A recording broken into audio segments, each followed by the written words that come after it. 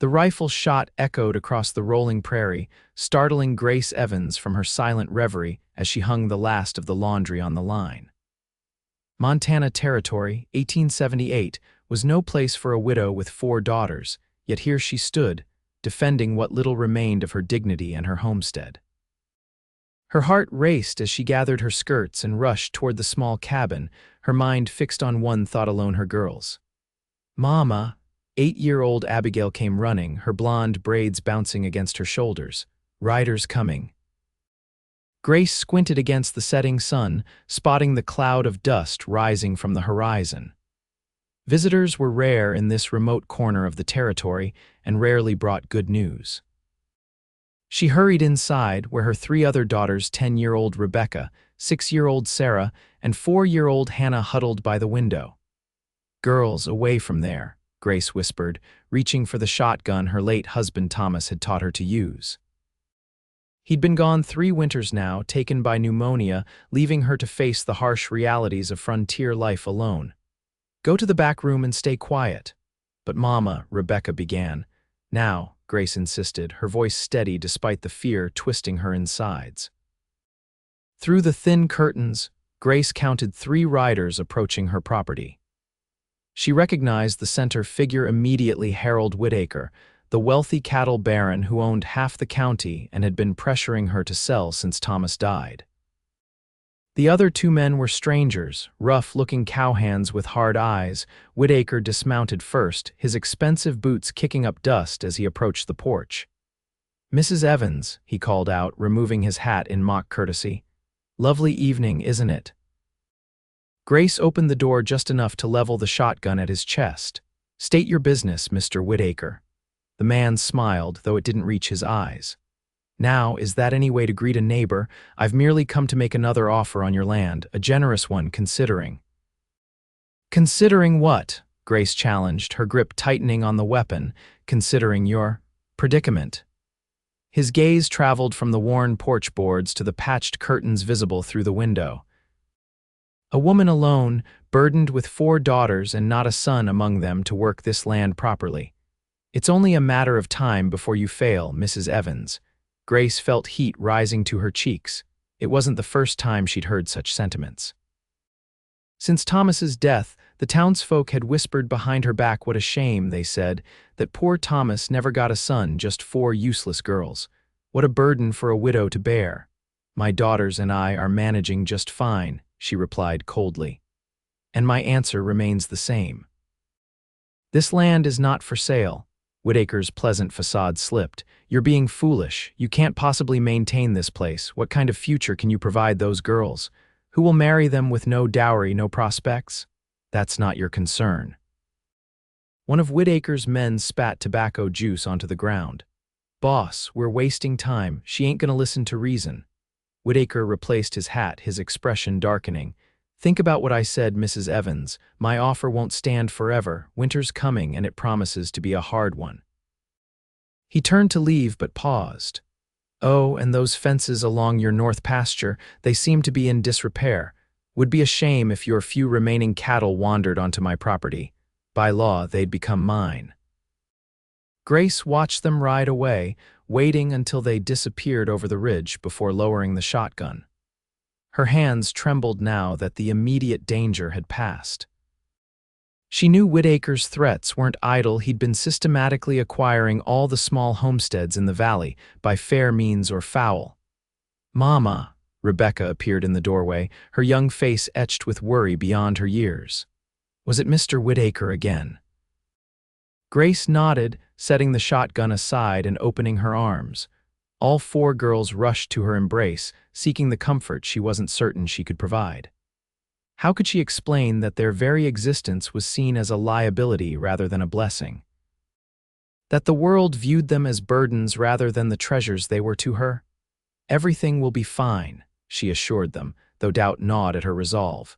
The north pasture fences did need repair, but she couldn't manage it alone, and hiring help was beyond her meager savings. That night, after tucking the girls into their shared bed, Grace sat at the kitchen table by lamplight, poring over columns of figures that refused to add up favorably. The small herd of cattle Thomas had built wouldn't survive another winter without proper feed. The vegetable garden had yielded less than expected due to the dry summer. The roof leaked in 3 places. Grace laid her head on her arms and allowed herself a rare moment of despair. Thomas had been so certain they could make this work, that they could carve out a life here. But he'd always spoken of sons that never came, strong boys to help tame the wilderness. Instead, they'd been blessed with 4 beautiful, bright daughters, a blessing the frontier considered a curse. "Give me strength," she whispered into the darkness, not certain whether she was addressing God or the memory of her husband. "Show me a way forward." Dawn broke crisp and clear, the autumn air carrying the promise of frost. Grace rose before the sun, as was her habit, and set about her morning chores. She was at the well, drawing water for breakfast and laundry, when she spotted another rider approaching from the east. Her first instinct was to rush for the shotgun, fearing Whitaker had returned with more threats. But something about this lone figure gave her pause. He rode unhurriedly, his posture relaxed in the saddle. As he drew nearer, she saw he was a young man, perhaps in his mid-20s, with a strong build and broad shoulders beneath a worn denim jacket. He removed his hat as he approached, revealing thick, wavy dark hair and a face tanned by long days under the open sky. His eyes, Grace noticed with a start, were a striking shade of blue clear and direct as they met hers. "Morning, madam," he called out, his voice carrying a slight drawl. "Name's Yates Harrington. I'm looking for work and heard at the general store in town that you might need help with some fencing." Grace's grip tightened on the well rope. News traveled fast in small communities, and she didn't appreciate her business being discussed so freely. "Who told you that?" "Old man Jenkins said he noticed your north pasture looking worse for wear when he passed by last week." The young man offered a small, apologetic smile. "I don't mean to intrude, but I'm handy with tools and willing to work for fair wages." Grace studied him carefully. There was something earnest in his expression, lacking the predatory edge she'd come to expect from strange men. Still, caution had kept her and her daughters alive thus far. "I appreciate the offer, Mr. Harrington, but I can't afford to hire help at the moment." Before he could respond, the cabin door burst open and all 4 girls tumbled out, curiosity overcoming their usual shyness around strangers. They lined up on the porch, staring unabashedly at the visitor. "Are those your daughters, madam?" Yates asked, his smile widening genuinely. "They are," Grace acknowledged, moving to stand protectively between them and the stranger. Yates tipped his hat to each girl in turn. "Ladies," he greeted them solemnly, prompting giggles from the younger 2. Rebecca, always the boldest, stepped forward. "Can you really fix fences, mister?" "Pa taught me some, but I can't hammer the big posts by myself yet." "Rebecca," Grace admonished gently, but Yates was already responding. "Is that so? Well, that's mighty impressive for a young lady. I didn't learn to handle a hammer properly until I was twice your age." He turned back to Grace. "Mrs. Evans, Grace Evans." "Mrs. Evans, I understand your hesitation, but I'd be willing to work for meals and a place to sleep in your barn for a week or so. I've been on the trail a long while and some home cooking and a roof over my head would be payment enough." Grace hesitated. The offer was tempting. The fences desperately needed repair before winter, and she couldn't manage it alone. Yet trusting a stranger, especially a man, went against every instinct of self-preservation she'd developed since Thomas's death. "You have references?" she asked finally. "Yes, madam. Worked the Henderson Ranch over in Wyoming last season. Before that, I was with the Bar T outfit in Colorado. I've got letters from both if you'd like to see them." "I would." Yates reached into his saddlebag and produced 2 folded papers, which he handed to Grace. She read them carefully, noting the dates and the positive comments about his work ethic and honesty. "What brings you to Montana, Mr. Harrington?" she asked, returning the letters. "Looking for land of my own, eventually, working and saving until I find the right place." He glanced around at her modest homestead with appreciation rather than judgment. "This is fine country." Grace considered her options.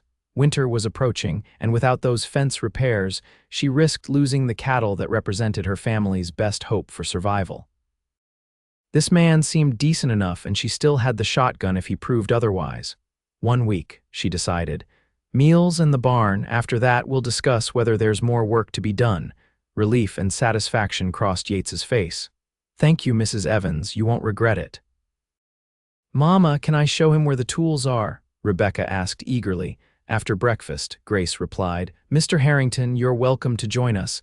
Then Rebecca can show you to the barn and the north pasture. Much obliged, he said, dismounting with fluid grace. He led his horse to the water trough, allowing it to drink, before following the excited girls into the cabin. Grace lingered outside a moment, gazing at the vast Montana sky and wondering if she'd just made a terrible mistake or taken the first step toward salvation. Breakfast was a livelier affair than usual with Yates at the table. The girls, normally so reserved around strangers, seemed immediately drawn to him. Even little Hannah, the shyest of the four, watched him with fascinated eyes as he politely ate the simple meal of cornmeal mush and preserved fruit. This is delicious, Mrs. Evans, he said, accepting a second helping when Grace offered. Been a long while since I've had a proper breakfast. Where are you from originally, Mr. Harrington? She asked, noting how he handled his utensils with unexpected refinement for a cowhand. Virginia, originally. My family had a small farm there before the war. A shadow passed briefly over his features. Lost it all. My parents didn't survive, and I headed west as soon as I was old enough. I'm sorry for your loss, Grace said softly, recognizing the familiar pain of losing family too soon. Yates nodded his acknowledgement. Life has a way of pushing us along new paths, whether we're ready or not. He glanced at the four attentive faces around the table. You have beautiful daughters, Mrs. Evans. Thank you. Grace felt a flush of pride, though she was unaccustomed to hearing such sentiment from others. Most people in town viewed her girls as liabilities, not blessings. After breakfast, true to her word, Grace allowed Rebecca to show Yates to the tool shed and the north pasture where the fencing needed repair. She watched from the porch as they walked together, Rebecca chattering animatedly while Yates listened with apparent interest to whatever the 10-year-old found important enough to share. Grace spent the morning tending to her usual chores, feeding the chickens, working in what remained of the garden, and beginning the endless task of preparing for winter. By midday, she could hear the rhythmic sound of Yates's hammer in the distance, a comforting reminder that at least one problem was being addressed. She prepared a simple lunch of bread, cheese, and apples, then sent Abigail to bring it to him. When the girl returned, her eyes were wide with excitement. Mama, Mr. Harrington already fixed the big hole where the cattle were getting out, and he showed me how to hold the posts steady while he hammers them. She lowered her voice conspiratorially. He says I'm a natural. Grace smiled at her daughter's enthusiasm.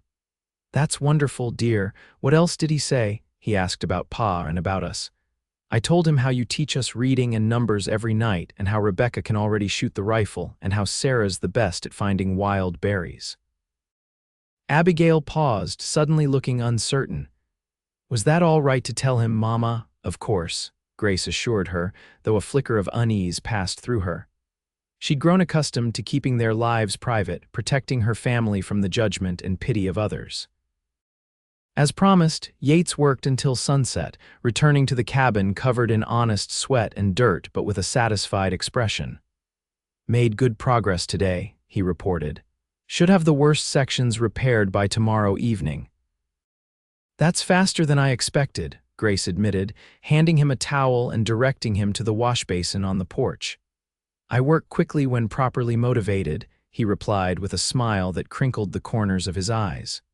And your daughters were a great help. Rebecca has a good eye for straight lines, and Abigail can spot loose nails better than most men I've worked with. Grace watched him wash up, noting the strength in his shoulders and the careful way he handled her chipped basin. There was something different about Yates Harrington, a gentleness that belied his rugged exterior, and an intelligence that suggested education beyond what most Cowlans received. Dinner was rabbit stew, stretched thin but flavored well with herbs from Grace's garden. The conversation flowed easily, with Yates telling stories of his travels that enthralled the girls. He had a gift for storytelling, painting vivid pictures of distant mountains and vast prairies without glorifying the hardships of frontier life. "Have you ever killed a bear?" Sarah asked, her eyes round with fearful fascination. "Once," Yates admitted, "but only because it was threatening a camp where children were sleeping. Bears usually want to avoid people as much as we want to avoid them." "What about Indians?" Rebecca asked, using the term Grace knew was common but had tried to teach her daughters was not always respectful. "I've known many native people," Yates answered carefully. "Some Shoshone, some Crow, some Blackfoot. Like any people, some are kind and some aren't. Most just want to live in peace and take care of their families, same as us." Grace appreciated his measured response, so different from the fearful or aggressive talk she often heard in town. As the meal concluded, she found herself studying him when he wasn't looking, trying to reconcile this thoughtful man with her wary expectations. After dinner, when the girls were occupied with their evening chores, Yates lingered at the table, his expression turning serious. "Mrs. Evans, I hope you don't mind my saying so, but I couldn't help noticing the quality of your cattle. You've got good stock, but they're looking thin for this time of year." Grace stiffened. "We manage." "I'm sure you do," he said quickly. "I'm not questioning that. It's just I noticed your hay supply seems low for the coming winter." "We had a dry summer," she acknowledged reluctantly. "The meadow didn't yield as much as usual." Yates nodded thoughtfully. "There's good grazing about 2 days' ride north of here, public land that not many folks know about.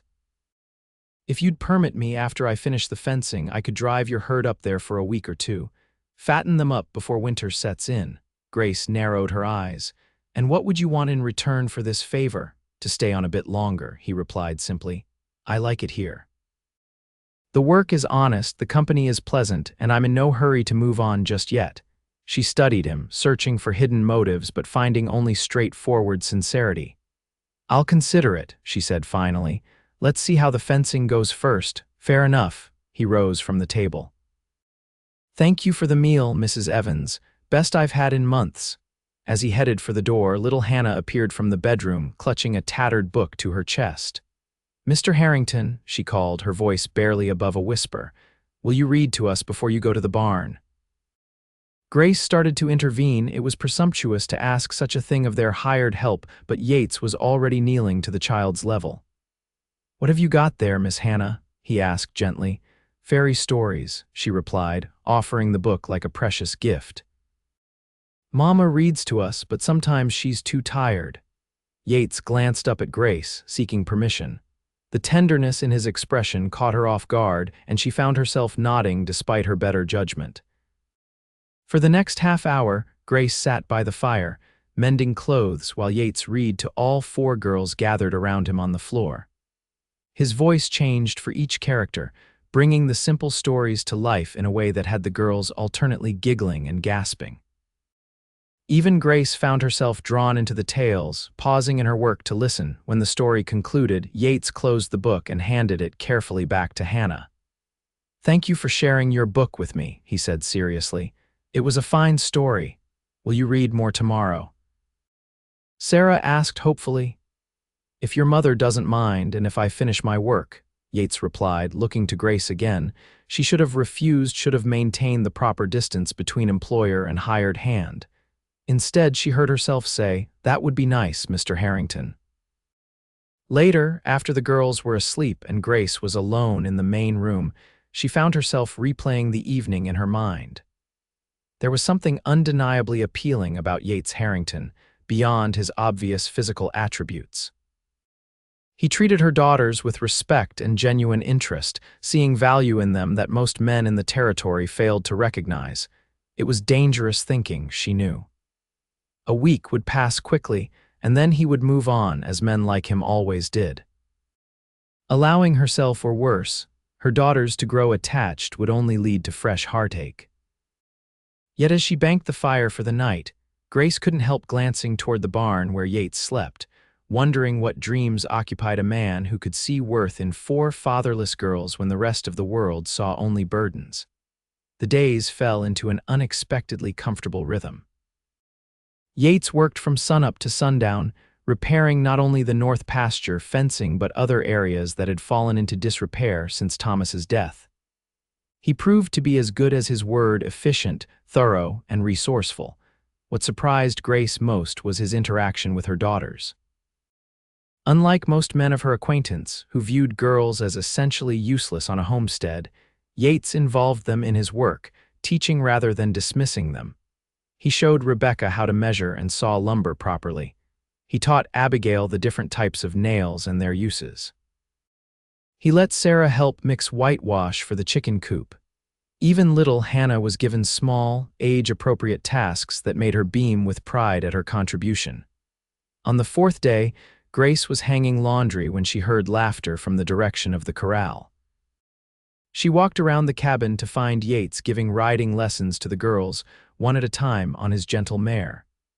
Currently, it was Hannah's turn, her tiny form secure in front of Yates as he led the horse in a slow circle.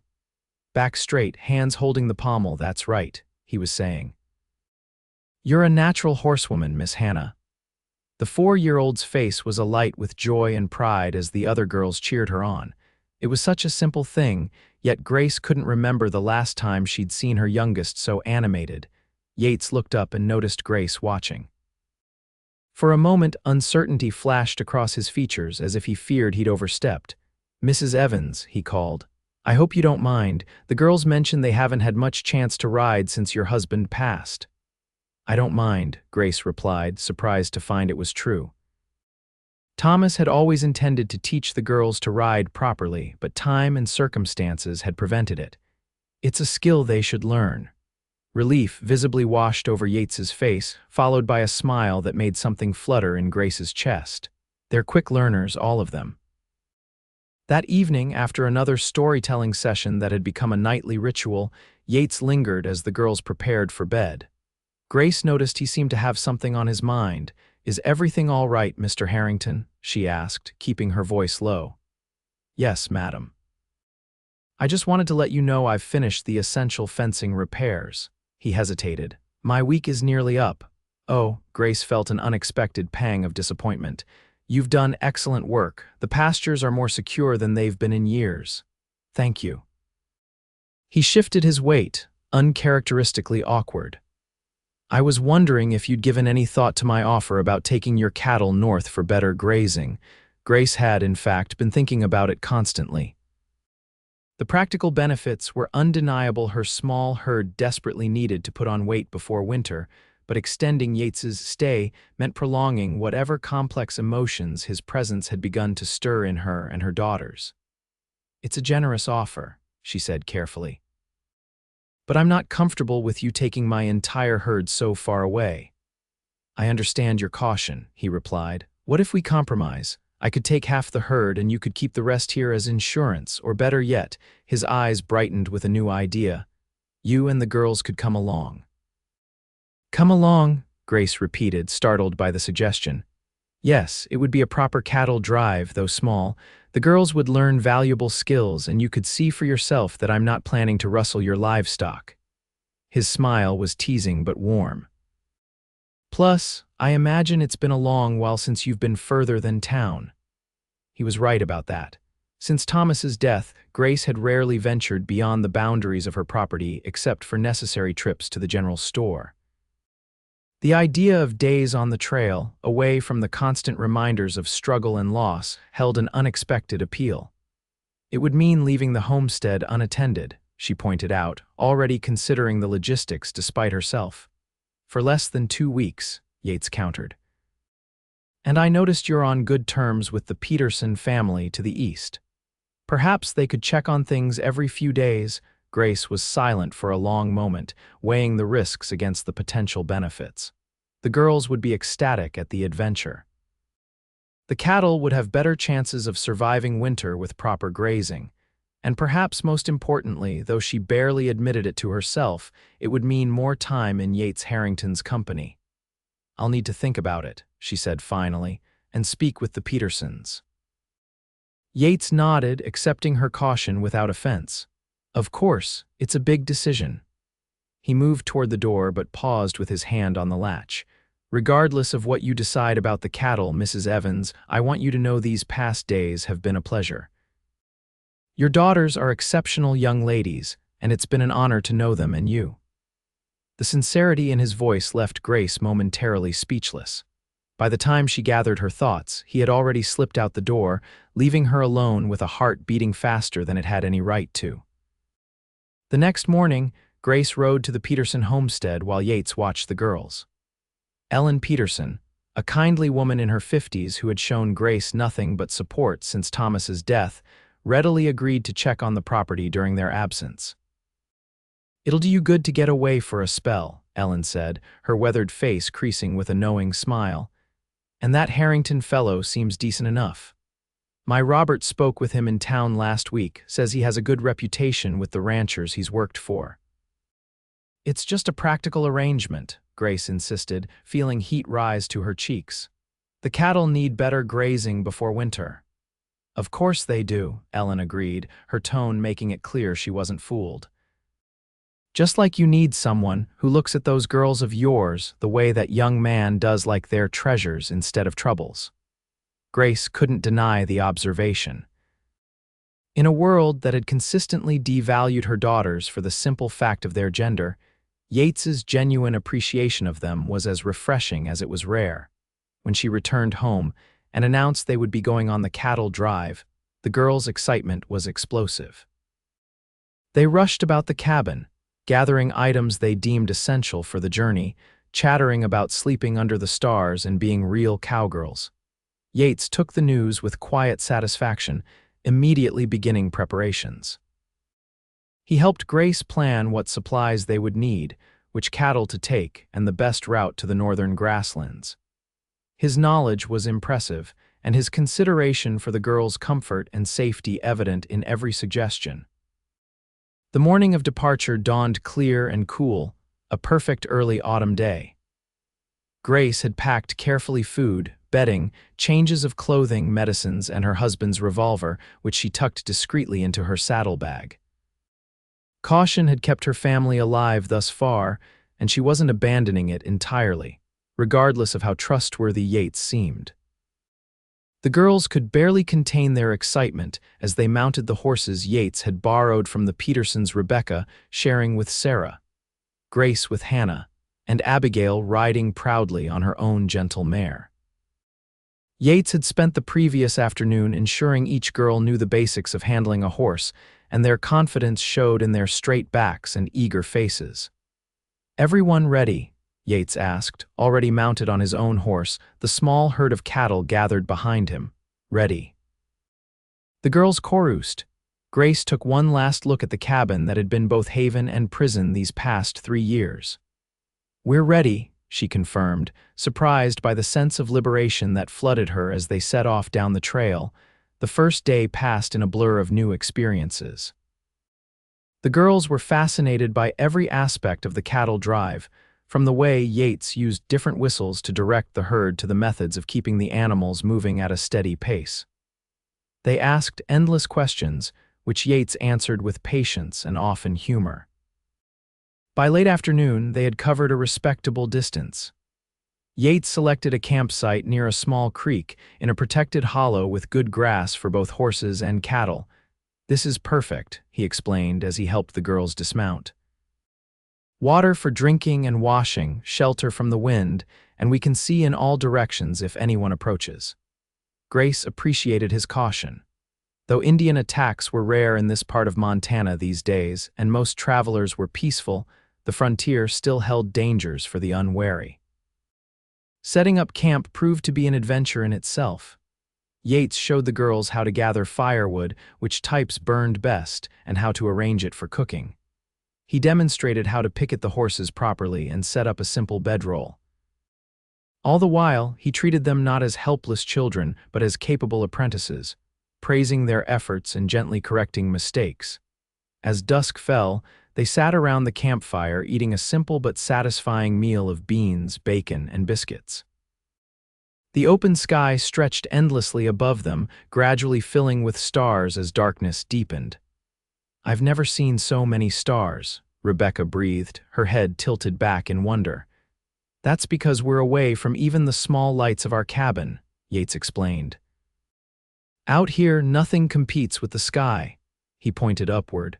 See that bright star there? That's the North Star. If you're ever lost, you can use it to find your way. He went on to show them several constellations, weaving in stories about each one that had the girls alternately giggling and gasping. Grace, watching their rapt faces in the firelight, felt something tight within her chest begin to loosen a tension she hadn't even realized she'd been carrying. Later, with the girls finally asleep in their bedrolls, Grace sat across the fire from Yates, enjoying the rare moment of adult conversation. "You're good with them," she said softly, nodding toward her sleeping daughters. "Most men I know would have little patience for girls asking so many questions." Yates poked at the fire with a stick, his expression thoughtful. "Most men are fools then. Curiosity is a gift. It's how we learn and grow." He glanced up at her. "Your daughters are bright, Mrs. Evans. They deserve answers to their questions, same as any boy would." "Please call me Grace," she said impulsively. "Out here, formality seems unnecessary." His smile was warm in the firelight. "Grace then, and I'm Yates." A comfortable silence fell between them, broken only by the crackling of the fire and the occasional lowing of the cattle. "May I ask you something, Grace?" Yates said finally, his voice quiet but direct. "Of course. How do you manage?" "I mean, I've seen how hard you work, how much you do for your girls. But it can't be easy, especially with the way people around here seem to view daughters." Grace sighed, gazing into the flames. "It isn't easy." After Thomas died, the first thing people said after offering condolences was how unfortunate it was that he'd left me with only girls, as if my daughters were somehow less valuable than sons would have been. The old anger flared briefly. The bank wouldn't extend credit to me. Neighbors who used to help with harvests suddenly had no time. It was as if losing Thomas meant losing our place in the community. "That's wrong," Yates said, his voice carrying a rare edge. "Your daughters are worth 10 of most men I've known." "You're unusual in thinking so," Grace replied, studying him across the fire. "Why is that? Why do you treat them with such respect when others see them as burdens?" Yates was quiet for a long moment, seemed to gather his thoughts. "I had a sister," he said finally, "younger than me by 6 years.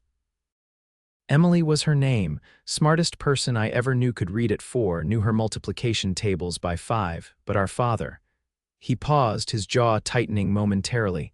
He couldn't see her value, saw only that she wasn't a boy, couldn't take over the farm someday. "What happened to her?" Grace asked gently, sensing the story didn't have a happy ending. "Fever took her when she was 11. I was 17, about to leave for the war." His voice grew soft with memory. "Last thing she said to me was that she was sorry she couldn't be the brother Pa wanted." Yates looked up, his eyes reflecting both old pain and renewed purpose.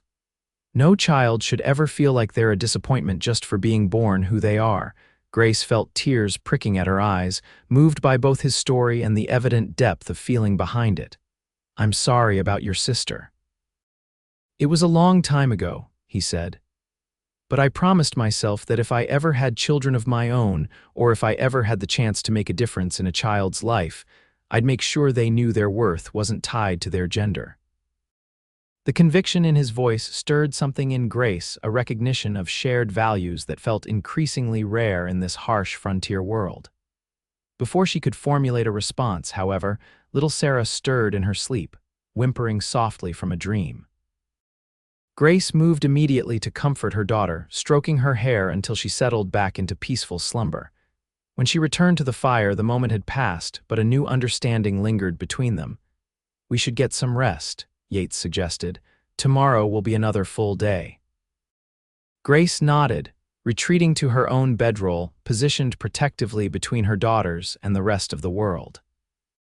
As she drifted towards sleep, her last conscious thought was that, for the first time since Thomas's death, she didn't feel entirely alone in carrying the weight of her family's future. The next several days established a comfortable routine.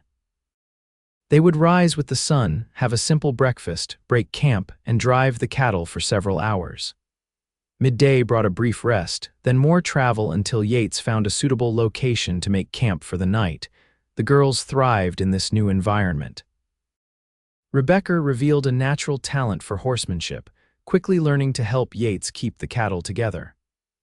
Abigail became the group's unofficial naturalist, spotting and identifying plants and animal tracks with remarkable accuracy. Sarah appointed herself camp helper, fetching water and gathering kindling with serious dedication. Even little Hannah contributed, her sharp eyes often the first to spot straying calves. Grace found herself relaxing in ways she hadn't in years. The burden of the homestead, its constant demands and reminders of all she struggled to maintain alone, was temporarily lifted. Here, under the vast Montana sky, responsibilities remained but felt somehow lighter, shared as they were with Yates and embraced so enthusiastically by her daughters. On the fifth day, they reached the northern grasslands Yates had promised.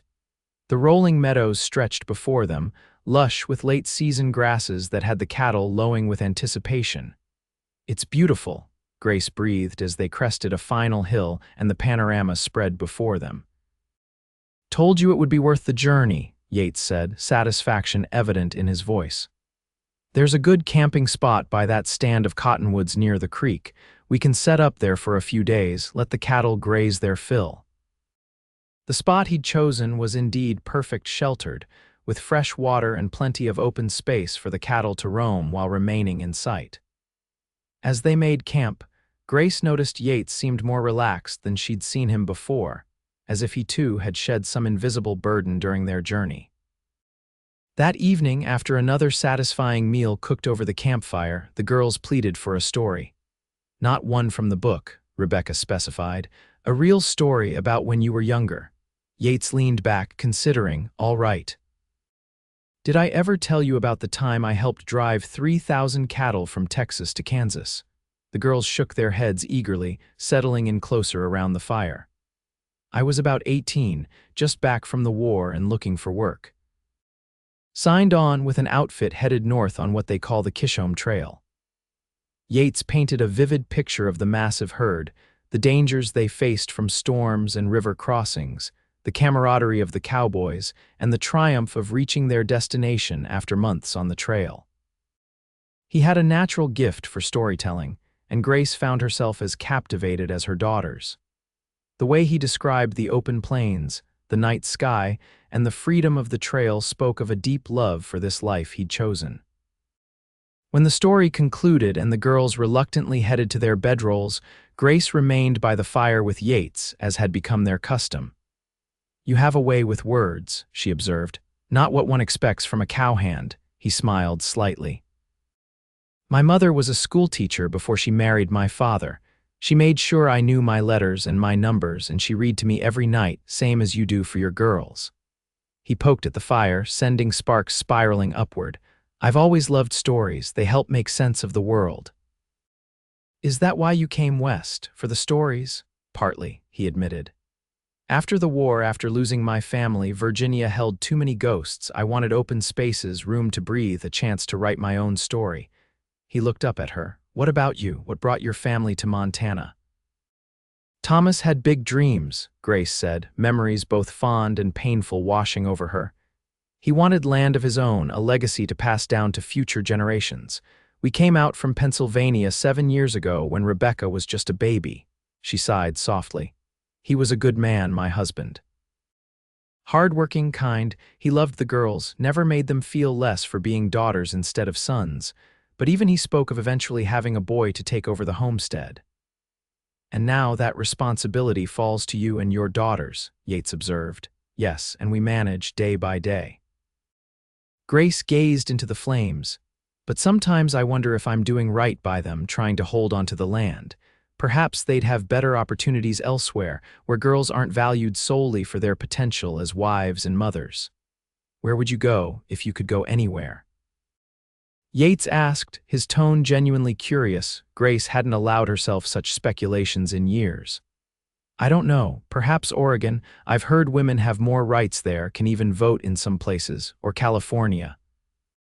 Somewhere my girls could get proper schooling, maybe even attend a university someday."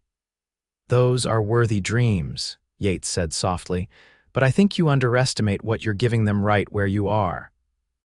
They're learning self-reliance, courage, resourcefulness qualities that will serve them well anywhere life takes them. His words warmed something inside Grace that had been cold for too long. Thank you for saying that. Sometimes it's hard to see beyond the daily struggle. That's what friends are for, Yates replied, to remind us of what we can't always see ourselves. Friends. The word felt simultaneously inadequate and presumptuous for whatever was growing between them. Grace knew she should maintain her distance, protect her heart and her daughters from inevitable disappointment when Yates moved on. Yet sitting here under the stars, with the soft sounds of her sleeping children nearby and this man's quiet, steady presence across the fire, caution seemed increasingly difficult to maintain. The next morning brought an unexpected challenge. Grace awoke to dark clouds gathering on the horizon and a sharp drop in temperature that spoke of an approaching storm. Yates was already up, studying the sky with concern. "Weather's turning," he said when he noticed Grace emerge from her bedroll. "We should break camp and head back." "That doesn't look like a storm I want to be caught in out here." Grace agreed, and they quickly roused the girls, explaining the need for haste. Everyone worked efficiently, packing up their belongings while Yates gathered the cattle, which had fortunately not wandered far. They were on the trail within the hour, moving at a faster pace than their journey out. The cattle seemed to sense the approaching weather and cooperated better than usual, keeping together as Yates and Rebecca worked to drive them southward. By midday, the storm was visibly approaching, the dark mass of clouds now dominating the northwestern sky. The wind had picked up considerably, carrying the distant rumble of thunder. "We need to find shelter," Yates called over the rising wind. "There's an old line shack about 2 miles ahead that hunters use sometimes. If we can reach it before the storm hits, we'll be protected." Grace nodded, pulling Hannah closer against her on their shared horse. The 4-year-old was frightened by the approaching storm, and Grace murmured reassurances as they pushed forward. The first fat raindrops began to fall just as the line shack came into view, a small, sturdy structure nestled against a hillside.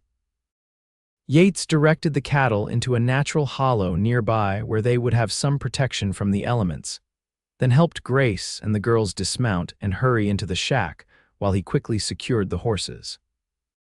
The interior was basic, but found a single room with a small fireplace, rough plank floor, and shelves holding a few supplies left by previous occupants. It was dusty but dry, and Grace nearly wept with relief as she got her daughters inside just as the heavens opened and rain began to pour in earnest. Yates arrived moments later, soaked to the skin but grinning as he shut the door firmly against the wind. "Perfect timing," he announced, water dripping from his hat as he removed it. "Everyone all right?" The girls nodded, wide-eyed but more excited than afraid now that they were safely sheltered. Grace helped them change into dry clothes from their packs, while Yates efficiently built a fire with wood stacked near the hearth. As warmth began to fill the small space, the initial urgency of their situation gave way to a cozy intimacy. The storm raged outside, rain lashing the windows, thunder rolling across the sky, but inside, they were dry, warm, and together. Yates produced a deck of playing cards from his saddlebag, only slightly damp, and spent the afternoon teaching the girls simple games that had them laughing and forgetting the storm. Grace watched them, her heart full in a way she hadn't experienced in years. The shack had limited provisions, just some beans, flour, and coffee left by hunters, but combined with what they'd packed, Grace managed to prepare a hearty stew that simmered over the fire, filling the small space with savory aromas. "Will the cattle be all right?" Sarah asked as they ate their simple meal, concern creasing her young brow. "They'll be fine," Yates assured her. "Cattle are tougher than they look. They'll huddle together for warmth, and the hollow gives them good protection from the wind." "How long will the storm last?" Rebecca wanted to know. Yates considered. "Hard to say for certain, but judging by the clouds and wind direction, I'd guess we'll need to stay put through tomorrow at least." Grace hadn't anticipated this delay. "We have enough supplies. Between what we brought and what's here, we'll manage, Yates replied confidently. And I noticed plenty of deadwood nearby that I can collect once there's a break in the rain. We'll be comfortable enough. As evening deepened and the storm showed no signs of abating, Grace arranged bedrolls for the girls near the fire. They fell asleep quickly, exhausted from the excitement of the day and lulled by the rhythmic drumming of rain on the roof. With the girls asleep, Grace and Yates sat on opposite sides of the fire, speaking in low voices to avoid waking them. The small room, the isolation enforced by the storm, and the golden firelight created an atmosphere of intimacy that was both comforting and disconcerting. "Thank you," Grace said softly, "for knowing about this place, for getting us here safely." Yates nodded, the firelight playing across his features, highlighting the strong lines of his face. "I'm just glad we made it before the worst hit." A comfortable silence fell between them, broken only by the crackling of the fire and the sound of the storm outside. Grace found herself studying Yates's profile, noticing the way his expression softened as he gazed at her sleeping daughters. "You'll make a wonderful father someday," she said without thinking, then felt heat rise to her cheeks at the personal nature of the observation. Yates turned to look at her directly, his blue eyes reflecting the firelight. "I hope so," he said simply. "It's something I've wanted for a long time, a family of my own." The word family hung in the air between them, weighted with unspoken possibilities. Grace looked away first, suddenly conscious of how alone they were, how the storm had created a small, private world containing just the two of them and her sleeping children. "Your husband," Yates said carefully, "he must have been a remarkable man." "He was," Grace agreed, grateful for the slight shift in conversation. "Kind, hardworking, he loved this country, saw possibility where others saw only hardship." "Like you," Yates observed. Grace smiled faintly. "Perhaps, though lately I've had more doubts than vision." "That's understandable, given what you've faced." Yates leaned forward slightly. "But I've watched you these past days, Grace. The way you care for your daughters, how you've adapted to trail life, your resilience in the face of difficulty. You're stronger than you realize." His words, spoken with such quiet conviction, touched something deep within her. "Sometimes strength isn't enough," she admitted. "Sometimes I'm terrified that I'll fail them, that all Thomas's dreams, all our work will come to nothing." "You won't fail," Yates said with certainty. "And you're not alone, not unless you choose to be."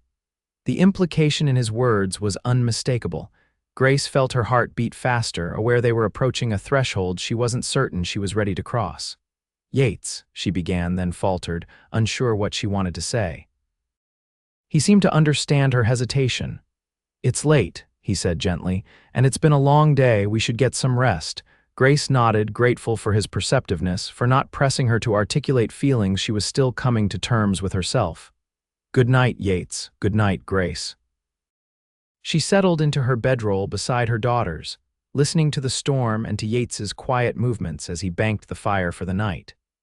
Sleep was slow to come, her mind too full of possibilities and fears, of memories of Thomas and awareness of Yates just a few feet away. When she finally drifted off, her dreams were a confusing blend of past and present Thomas smiling at their newborn daughters. Yates teaching the girls to ride, storm clouds gathering over the homestead, and through it all, a persistent feeling that she stood at a crossroads, with choices before her that would determine not just her future, but her daughters as well. The storm continued through the next day, though its fury diminished to a steady, soaking rain. The enforced confinement in the small line shack might have been difficult, but Yates's presence made it almost enjoyable. He produced a small whittling knife and taught the girls to carve simple figures from pieces of firewood. He invented games that required no equipment beyond imagination. He shared more stories of his travels, each tale carefully chosen to entertain while imparting some small lesson about courage, honesty, or perseverance. Grace, watching him with her daughters, felt the walls she'd built around her heart since Thomas's death begin to crumble. Yates was nothing like her late husband in appearance or manner, yet they shared the qualities that had mattered most to her: kindness, integrity, and a genuine respect for others regardless of age or gender. By the evening of the second day, the rain had finally stopped, though the sky remained heavily overcast. Yates ventured out to check on the cattle and horses, returning with the good news that all were well, if somewhat wet and irritable. "The trail will be muddy tomorrow," he reported as he hung his damp coat near the fire, "but passable. We should be able to start back in the morning." The girls received this news with mixed feelings, eager to return home, yet sad that their adventure was nearing its end. Grace understood their ambivalence. She felt it herself, though for different reasons. That night, after the girls were asleep, the conversation between Grace and Yates took an unexpected turn. "What will you do?" she asked, "after we return to the homestead?" Yates considered the question, his expression thoughtful in the firelight. "That depends," he said finally. "On what? On whether there's reason for me to stay." The directness of his response caught Grace off guard. "The fencing is completed," she said, deflecting slightly. "And the cattle will be in better condition after their time here." "I wasn't talking about the fencing or the cattle, Grace." Yates's voice was gentle but firm. "I think you know that." She did know, and the knowledge both thrilled and terrified her. "Yates, she paused, gathering her thoughts. "I have to think of my daughters first. They've already lost one father. I can't invite someone into their lives who might disappear at the first sign of difficulty, or who views them as less than boys would be." "Is that what you think of me?" he asked quietly. "That I would abandon you all when times got hard. That I don't value your daughters for exactly who they are? No," Grace admitted. "Everything you've shown me says the opposite, but I've learned to be cautious." "Caution is wise," Yates acknowledged, "especially when protecting those you love. But sometimes, Grace, caution becomes an excuse to avoid risk entirely, even risks worth taking." His words struck uncomfortably close to truth. Since Thomas's death, Grace had focused solely on survival, on maintaining what they had rather than reaching for anything more.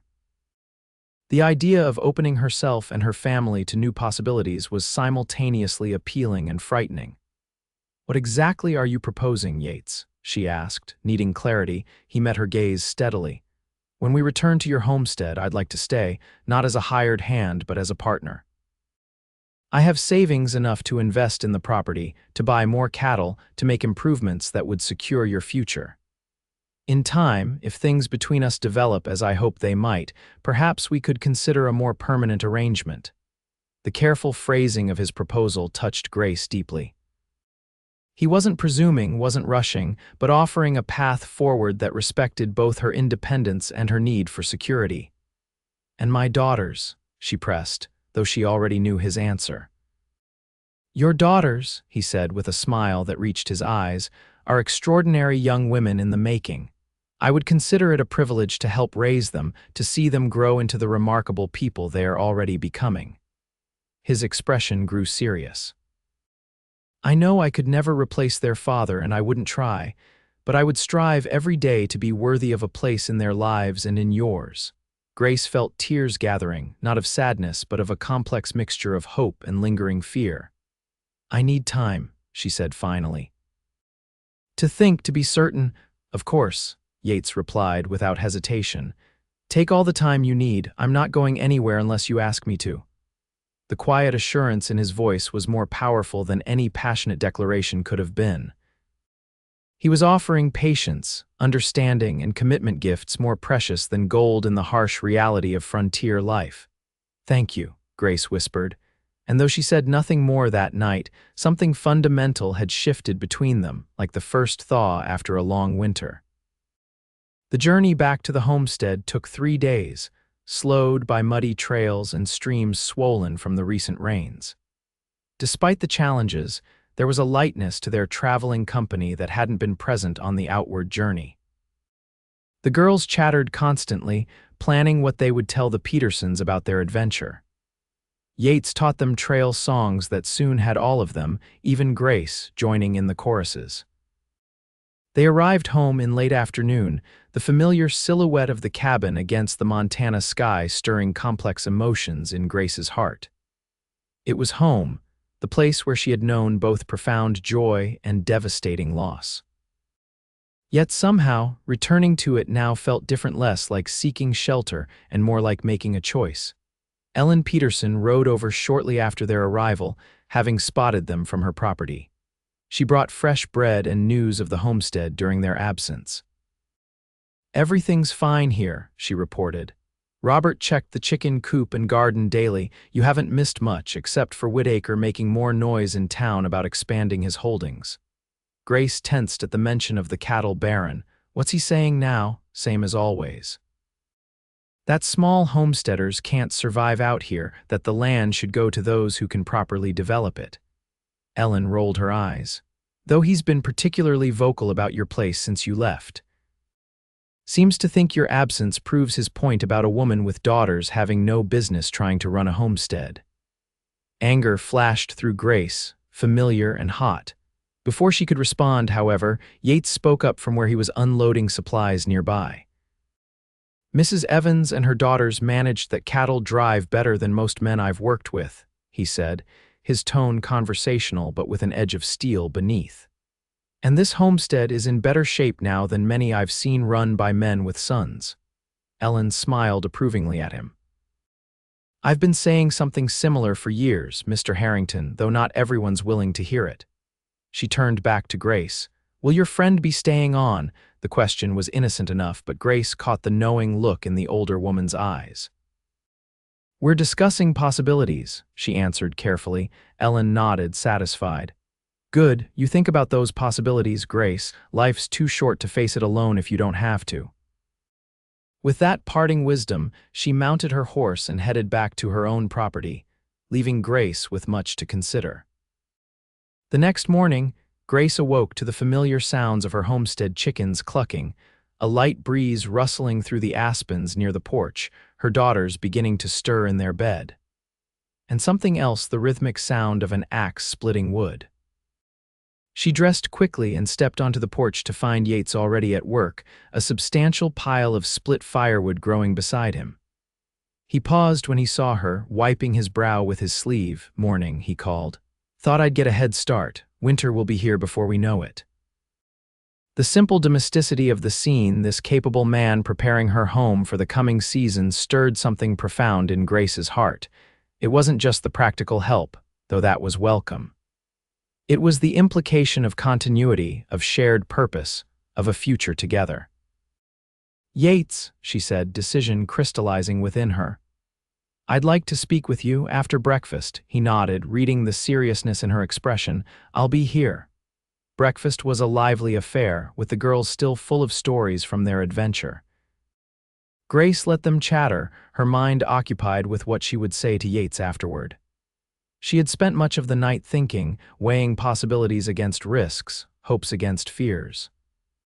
When the meal concluded, she sent the girls to collect eggs and check the garden, ensuring privacy for the conversation to come. Yates remained at the table, patient and attentive as she gathered her thoughts. "I've been considering your proposal," Grace began, her hands clasped tightly before her. "About staying on, about partnership. And," Yates prompted gently when she paused, "I have concerns," she admitted. "Not about your character or your intentions. Those, I believe, are honorable, but about practical matters." She took a deep breath. "If you invest in this homestead, you'd rightfully expect part ownership. But as a widow, this land and everything on it is all I have to secure my daughter's future. I can't risk that," understanding dawned in Yates's eyes. "You're worried about legal protections. About what would happen to your daughters if something went wrong between us, or if something happened to me." "Yes," Grace acknowledged, relieved he understood without taking offense. "In the eyes of the law, women have few rights. As much as I care for you, I have to protect them." Yates nodded thoughtfully.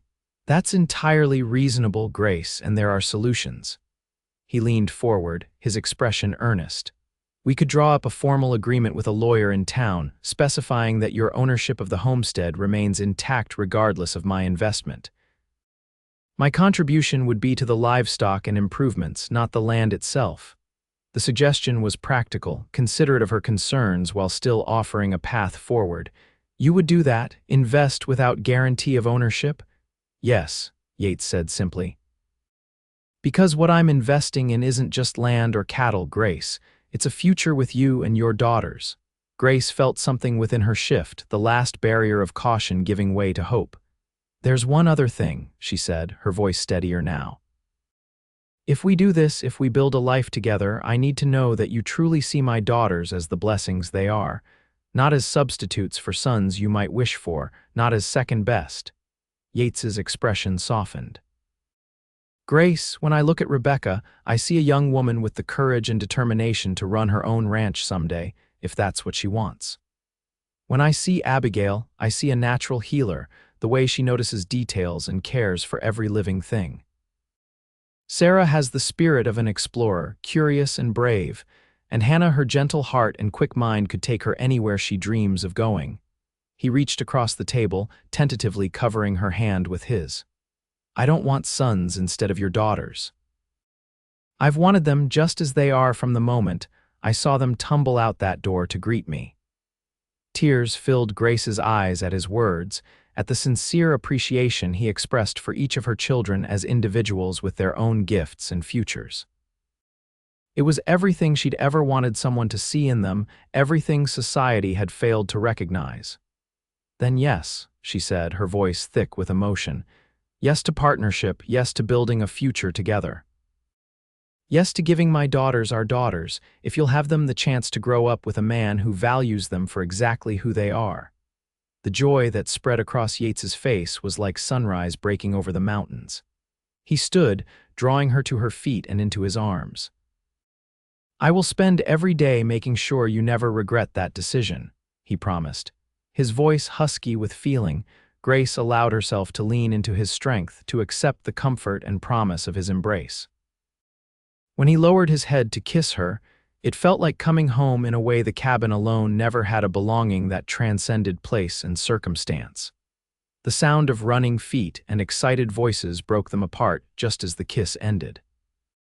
The girls burst into the cabin, arms full of eggs and vegetables, words tumbling over each other as they reported their findings.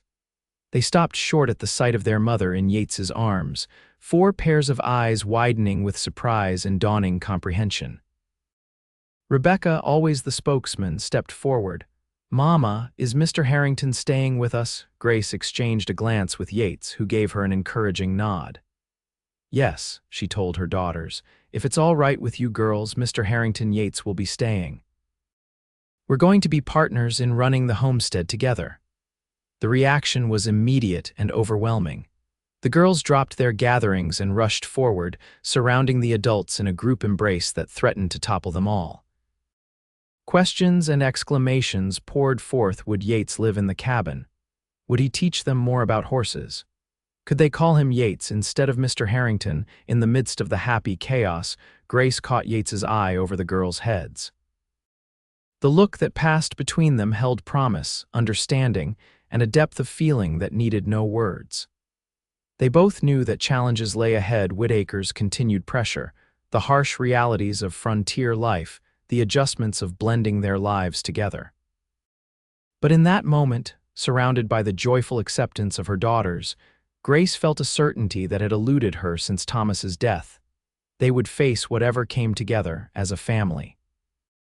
Not the conventional family that society valued, perhaps, but one built on mutual respect, shared purpose, and love that saw worth in each person regardless of gender or circumstance.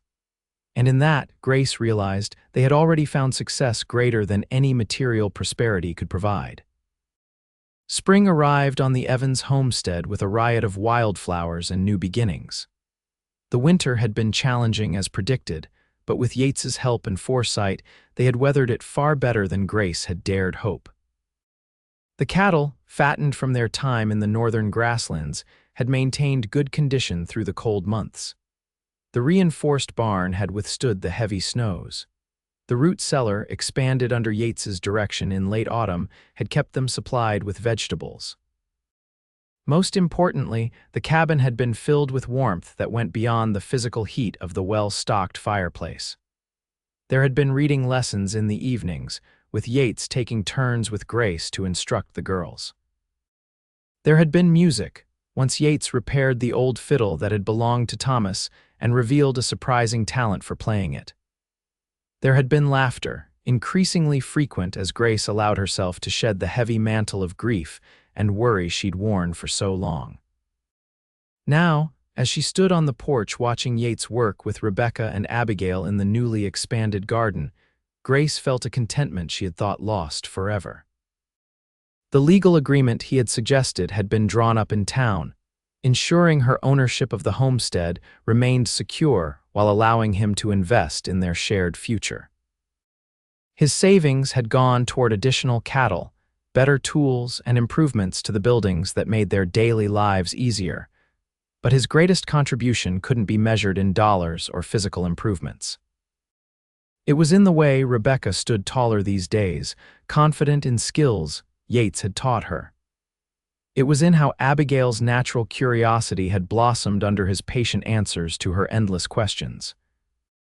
It was in Sarah's newfound courage to explore beyond the immediate homestead, secure in the knowledge that she could always find her way home using the landmarks and stars Yates had shown her. And it was in little Hannah's ready laughter, her night terrors forgotten as stability and security returned to her young life. "Mama," Sarah called, running from the direction of the road. "Riders coming." Grace felt a momentary tension visit still triggered wariness until she recognized the Peterson wagon approaching. Ellen and Robert Peterson had become regular visitors over the winter, their support and friendship a welcome change from the isolation Grace had endured previously. Today they weren't alone. Their wagon was followed by several others from neighboring homesteads. "Grace," Ellen called as they drew near, "we've come to help with the barn raising. Robert said Yates mentioned starting it this week." Yates had indeed been planning to expand the barn, a project he insisted was necessary with the growing herd and the possibility of acquiring horses for the girls. What he hadn't mentioned was inviting neighbors to help. He approached from the garden, wiping soil from his hands. "Right on time," he called to the arrivals. "I was just telling Grace we should start setting the foundation posts today." Grace turned to him, surprise evident in her expression. "You organized a barn raising without telling me, wanted it to be a surprise," he admitted with a smile. Ellen helped spread the word. The Petersons weren't the only ones who had come. The Millers from beyond the creek, the Johnsons from the South Valley, even old Jenkins from the general store all had arrived with tools, food, and willing hands. Grace was momentarily overwhelmed by the show of community support that had been notably absent since Thomas's death. "What changed?" she asked quietly as the neighbors began unloading their wagons. Ellen, overhearing, answered with characteristic directness. "You did, dear. Or rather, your circumstances did." She nodded toward Yates. "Having a man around makes some folks reconsider their assumptions." Her tone turned wry. "Not that it should matter, but that's the world we live in, and Yates has made quite an impression in town standing up to Whitaker the way he did." "Standing up to Whitaker," Grace repeated, looking to Yates with raised eyebrows. "You didn't mention that." Yates shrugged, appearing slightly embarrassed. "It wasn't worth mentioning. Just made it clear in town that this homestead isn't available at any price, and that anyone interfering with your property or cattle would answer to me." The simple declaration, delivered without bravado, warmed Grace's heart.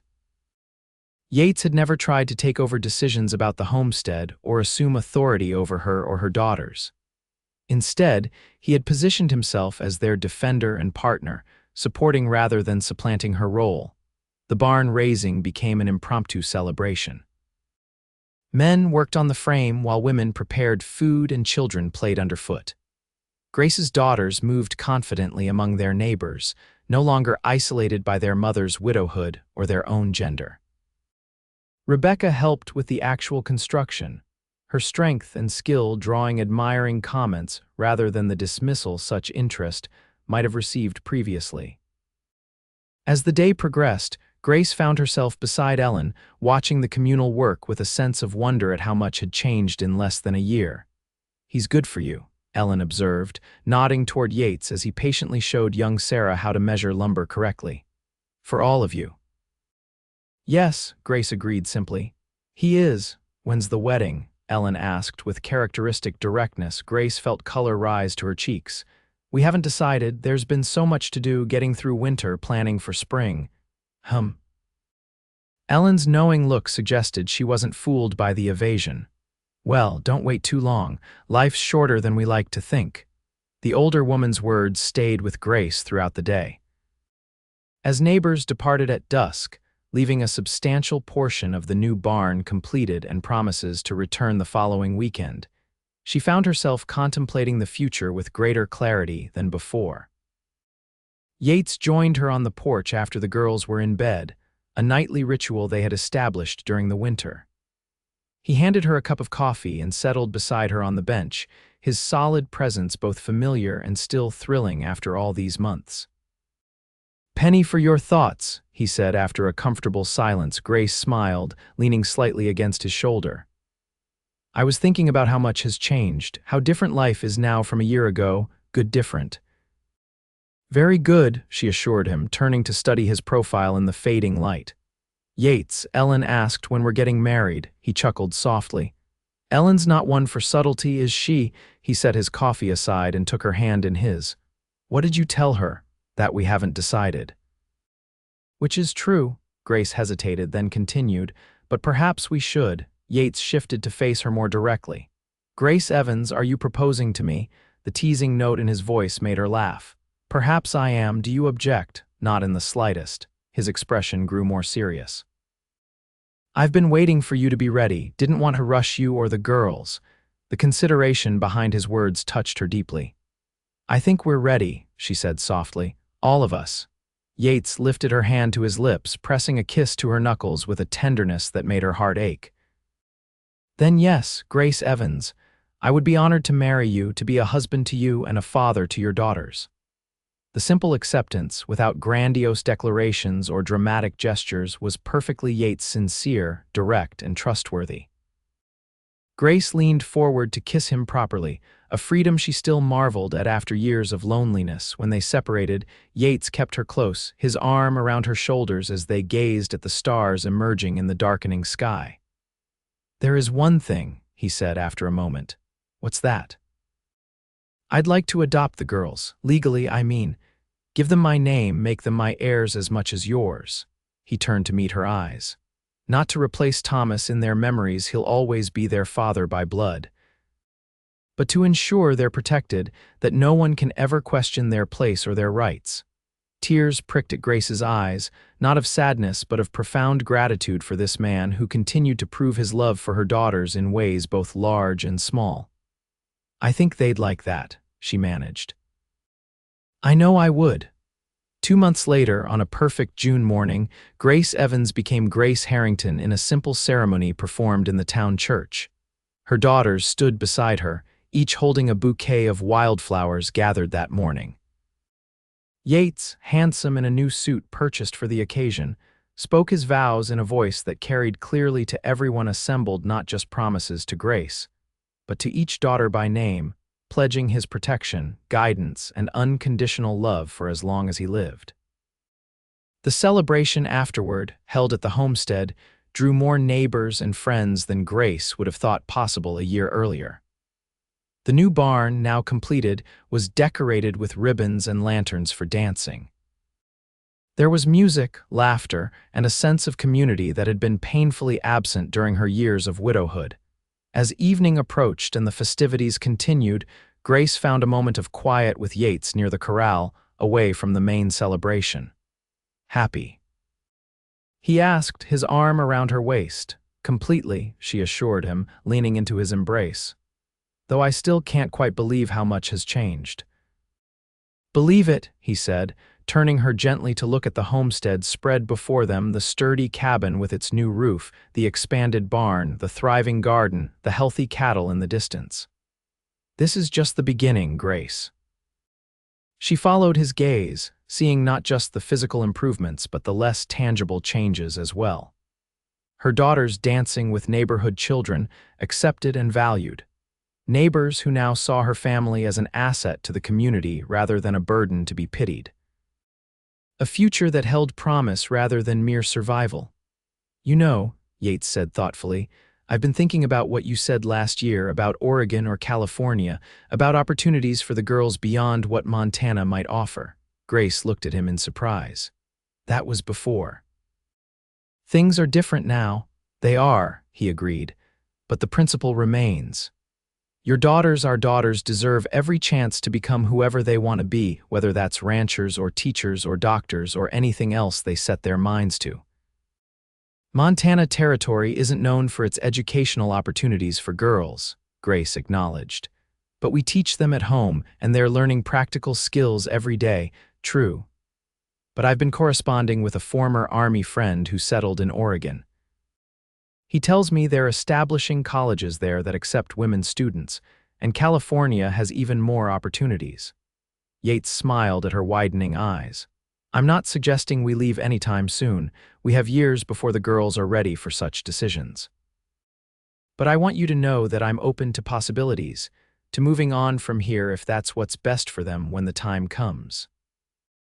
The willingness to consider such options, to prioritize her daughters' futures above attachment to land or lifestyle, confirmed everything Grace had come to believe about Yates's character.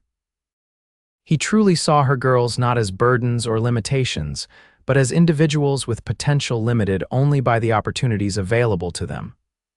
"I love you, Yates Harrington," she said simply, reaching up to touch his cheek. "And my daughters, our daughters, are the luckiest girls in the territory to have you for a father." "I'm the lucky one," he corrected her, drawing her closer, "to have found you, all of you, when I'd nearly given up on having a family of my own." From the direction of the barn came the sound of Rebecca calling for them, something about cutting the wedding cake Ellen Peterson had insisted on providing. Grace laughed, taking Yates's hand as they turned back toward the celebration. "They're waiting for us," she said. "Then let's not keep them waiting," Yates replied, pressing a quick kiss to her lips before leading her back to their daughters, their neighbors, and the future they would build together, one that valued each member of their family for exactly who they were. 5 years later, the Harrington homestead had grown into one of the most prosperous small ranches in the county. The original cabin had been expanded to accommodate their growing family. In addition to the 4 girls, Grace and Yates had welcomed twin sons, Thomas and James, now 3 years old. The irony that sons had come after her remarriage, when they were no longer seen as necessary for survival or status, was not lost on Grace. What delighted her most was that the twins' arrival had changed nothing about Yates's devotion to her daughters. He continued to teach, encourage, and challenge each girl according to her interests and abilities. Rebecca, now 15, had developed into a skilled horsewoman and capable ranch manager who often accompanied Yates to cattle auctions. Abigail, 13, showed a remarkable gift for healing, apprenticing with the town doctor one day each week. Sarah, 11, excelled in schooling, devouring books at a rate that had prompted Yates to build additional bookshelves in their expanded home. And Hannah, 9, revealed a talent for music that Yates nurtured with lessons from a traveling teacher he had specifically sought out. The most profound change, however, was in how the community now viewed them. Where once Grace had been pitied as the widow burdened with 4 useless daughters, she was now respected as Mrs. Harrington, whose clever girls were considered assets to the growing territory. The shift was partly due to Yates's influence and partly to the girls' own accomplishments as they grew and developed their talents. But Grace also recognized that societal attitudes were slowly evolving, with more opportunities opening for women throughout the Western territories. Harold Whitaker had eventually sold his holdings and moved east, defeated not by confrontation, but by the steady success of the small homesteaders he had once disparaged. The Harrington Ranch, in particular, stood as evidence against his claim that only large cattle operations could thrive in Montana. On this particular autumn evening, Grace stood on the porch of their home, watching as Yates returned from the north pasture with Rebecca and the twins. The boys rode before their sister on her horse, their small faces alight with excitement at the adventure. Yates rode alongside, attentive to their safety while allowing Rebecca the pride of managing her brothers. As they approached, the rest of the family emerged from the house, Abigail from her studies, Sarah and Hannah from the piano where they had been practicing a duet. The scene before Grace was one she had never dared imagine in her darkest days after Thomas's death. A complete family, thriving and joyful, with each child valued for their unique gifts rather than their gender. Yates dismounted and lifted the twins down, accepting their enthusiastic hugs before they raced to their sisters. He then turned to Grace, his smile as warm as it had been on their wedding day. "How are my favorite people in Montana Territory?" he asked, drawing her into a brief embrace. "Waiting for you to come home," she replied, returning his smile. "Dinner's nearly ready." The family gathered around the large table that had replaced the small one from Grace's widowhood. Conversation flowed easily, with each child sharing news from their day: Rebecca about the new calves, Abigail about a medical technique the doctor had demonstrated, Sarah about the book she was reading, Hannah about the music she was learning. The twins, not to be outdone, chattered about the jackrabbit they had spotted from horseback. Yates listened to each report with genuine interest, asking questions that showed his engagement with their individual pursuits. He had proven to be exactly the father Grace had hoped for: supportive without being controlling, protective without being restrictive, loving without condition or qualification. After dinner, as the older girls helped clear the table and the twins were prepared for bed, Yates handed Grace an envelope. "This came for Rebecca today," he said. "I thought you might want to read it together." Grace opened the envelope to find a letter from the women's college in Oregon they had written to several months earlier. As she scanned the contents, her eyes widened. "They're offering her a place," she breathed. "For next fall," Yates nodded, his expression a mixture of pride and wistfulness. "Our girl's growing up, making her own way." The hour still warmed Grace's heart, even after 5 years of marriage. Yates had never distinguished between the daughters he had adopted and the sons he had fathered. They were all equally his children in his heart and actions. "We should tell her together," Grace decided, tucking the letter back into its envelope. Later that night, after sharing the news with an ecstatic Rebecca and settling all the children to bed, Grace and Yates sat on the porch swing that had been his gift to her on their first anniversary. The Montana night spread vast and star-filled above them, the same sky that had witnessed their first meeting, their journey north with the cattle, and every milestone since. "I never thanked you," Grace said after a comfortable silence. "For what?" Yates asked, his arm around her shoulders. "For seeing value where others saw only burden, for loving my daughters, our daughters, for exactly who they are." Yates turned to look at her, his expression serious in the lamplight spilling from the window. "They were never burdens, Grace, not to me. From the first moment I saw them tumble out that cabin door, curious and brave despite everything they'd been through, I knew they were exactly what I'd been looking for all those years of wandering." "What was that?" she asked softly. "A family," he said simply. "Not just any family, but one with heart and spirit and courage. One where each person is valued for who they are, not for fitting some predetermined mold." Grace leaned into his embrace, profoundly grateful for this man who had brought healing and hope to her family when they needed it most. "We found that together," she said, "all of us." The night deepened around them, peaceful and promising.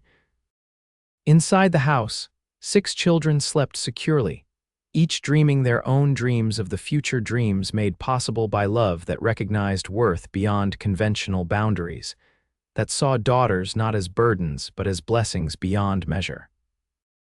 And in that recognition, Grace reflected, lay the truest wealth any family could possess.